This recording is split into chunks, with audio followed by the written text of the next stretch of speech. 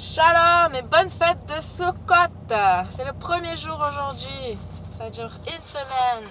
Et le premier jour et le dernier jour, c'est une sainte convocation. Parce qu'on ne travaille pas, c'est la fête.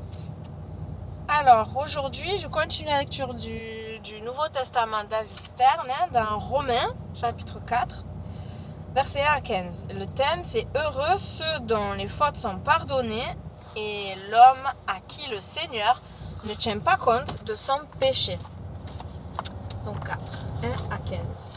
Que dirons-nous donc d'Abraham, notre père? Qu'a-t-il obtenu par ses propres efforts?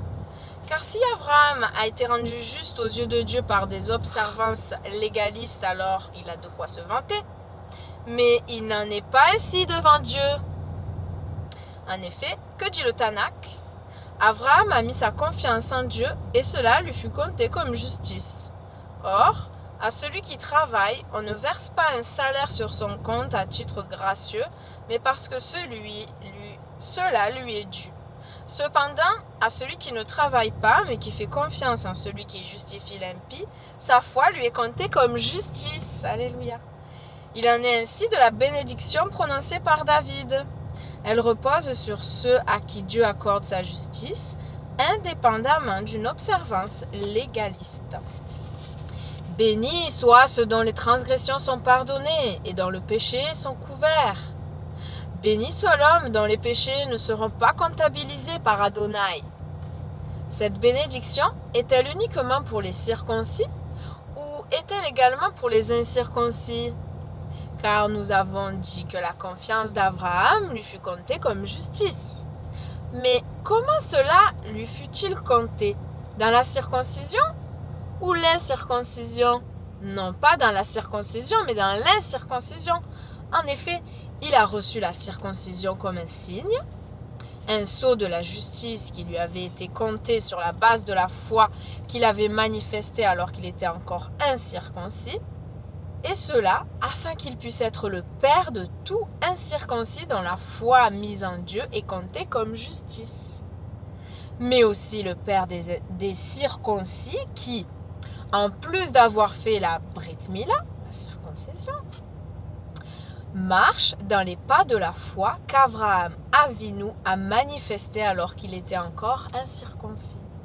Car la promesse d'Abraham et sa semence recevraient le monde en héritage n'est pas venue par le légalisme, mais par la justice générée par la confiance en Dieu. Je ne sais pas si j'ai bien lu. Car la promesse qu'Abraham et sa semence recevraient le monde en héritage n'est pas venue par le légalisme, mais par la justice générée par la confiance en Dieu. Car si les héritiers sont le produit du légalisme, alors la foi est vaine et la promesse sans valeur. En effet, la loi entraîne le châtiment, mais là où la loi est absente, il n'y a pas de transgression. Fin de la lecture du jour, mais pas du chapitre 4. Et la question de méditation, c'est: est-ce que j'exprime chaque jour ma joie et ma reconnaissance pour le pardon que Dieu m'accorde? Ou bien est-ce que je vis avec le sentiment de devoir gagner ce pardon par ma conduite? Non.